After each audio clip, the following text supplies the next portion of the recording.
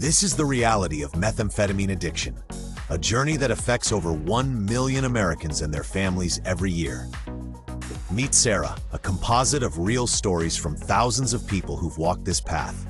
At 25, she's a college graduate working as a marketing assistant. She has friends, hobbies, and dreams for the future. But like many people, Sarah doesn't understand how quickly everything can change with methamphetamine. Sarah's story begins at a party. A friend offers her something to help her stay awake for a big presentation the next day. The drug is methamphetamine, a powerful stimulant that floods the brain with dopamine at levels 10 times higher than natural rewards like food or sex. Within minutes, Sarah feels incredible energy, confidence, and focus she's never experienced before. What Sarah doesn't know is that her brain is already changing. Methamphetamine doesn't just create euphoria, it rewires neural pathways. The drug blocks dopamine reuptake while simultaneously releasing massive amounts from storage sites. This creates an artificial high that the brain begins to crave immediately. After that first use, Sarah finds herself thinking about the experience constantly. She tells herself she'll only use it occasionally for special situations. This is where the insidious nature of methamphetamine becomes clear. The drug creates such powerful memories of euphoria that the brain begins prioritizing it over everything else. Within weeks, Sarah is using methamphetamine regularly. She's discovered she can stay awake for days, accomplish incredible amounts of work, and feel superhuman confidence. Her friends notice she's lost weight rapidly and seems more energetic, but Sarah dismisses their concerns. She believes she's in control. The science behind what's happening to Sarah is both fascinating and terrifying. Methamphetamine is neurotoxic, meaning it literally damages brain cells. It particularly affects the dopamine system, creating long-lasting changes in areas responsible for decision-making, impulse control, and learning. Brain scans of people who use methamphetamine show reduced activity in the frontal cortex, the area responsible for judgment and self-control. As months pass, Sarah's life begins unraveling in ways she never imagined. The drug that once made her feel superhuman now barely brings her back to normal. This is tolerance, and it happens because her brain has adapted to the constant flood of dopamine by reducing its natural production and decreasing receptor sensitivity. Sarah starts missing work, neglecting relationships, and spending all her money on methamphetamine. She's entered the cycle of addiction, where using becomes necessary just to function. The euphoria she once experienced is replaced by a desperate need to avoid the crushing depression and fatigue that come with withdrawal. Physically, the changes are dramatic. Methamphetamine suppresses appetite and sleep, leading to severe weight loss and malnutrition. It increases heart rate and blood pressure to dangerous levels. Sarah's teeth begin deteriorating, a condition known as meth mouth, caused by the drug's acidic properties, teeth grinding, and poor oral hygiene during binges. The psychological effects are equally devastating. Prolonged methamphetamine use can cause paranoia, hallucinations, and violent behavior. Sarah becomes suspicious of everyone, believing people are watching her or plotting against her. These aren't character flaws, they're symptoms of a brain disease that requires medical treatment. Sarah's family and friends try to help, but addiction has changed how her brain processes information.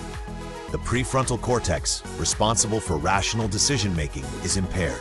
Meanwhile, the limbic system, which drives survival instincts, has been hijacked to prioritize methamphetamine above food, safety, and relationships. Rock bottom comes differently for everyone. For Sarah, it's waking up in a hospital after collapsing from dehydration and exhaustion. She's been awake for 6 days straight, hasn't eaten in 3 days, and her body has finally given out. Looking in the mirror, she doesn't recognize the person staring back. This moment of clarity, though brief, is crucial. It's when Sarah realizes she needs help. However, seeking treatment for methamphetamine addiction is complicated. Unlike opioid addiction, there are no FDA-approved medications for methamphetamine withdrawal. Treatment focuses on behavioral interventions and addressing the underlying issues that contribute to addiction. Sarah enters a residential treatment program that uses evidence-based approaches. Cognitive behavioral therapy helps her identify triggers and develop coping strategies. Contingency management provides rewards for staying clean, helping to retrain her brain's reward system. Group therapy connects her with others who understand her experience. The early days of recovery are incredibly difficult. Methamphetamine withdrawal doesn't cause the physical symptoms seen with alcohol or opioids, but the psychological effects are severe. Sarah experiences profound depression, anxiety, and cravings that feel overwhelming. Sleep becomes elusive, and when it comes, it brings vivid, disturbing dreams. What makes recovery possible is understanding that addiction is a chronic disease, not a moral failing. Sarah's brain needs time to heal. Studies show that some recovery of dopamine function can occur, but it takes months or even years. Brain imaging studies of people in recovery show gradual improvement in areas responsible for decision-making and impulse control. Sarah learns that recovery isn't just about stopping drug use, it's about rebuilding her entire life. She works with counselors to address underlying trauma, develops healthy coping mechanisms, and slowly rebuilds relationships with family and friends. She discovers new activities that provide natural dopamine rewards, like exercise, creative pursuits, and helping others. Support systems prove crucial for Sarah's recovery. She attends regular group meetings, maintains contact with her treatment team, and builds relationships with others in recovery. Research shows that people with strong support networks are significantly more likely to maintain long-term sobriety. 2 years into recovery, Sarah's life looks completely different. She's rebuilding her career, has repaired many relationships, and discovered interests she'd forgotten existed. Her physical health has improved dramatically, though some effects of methamphetamine use may be permanent. Brain scans show significant recovery in many areas, though some changes persist. Sarah's story illustrates that recovery from methamphetamine addiction is possible, but it requires comprehensive treatment, strong support systems, and time for the brain to heal. Understanding addiction as a medical condition rather than a personal failure is crucial for effective treatment and reducing stigma. Today, Sarah works as a peer counselor, helping others navigate their own recovery journeys.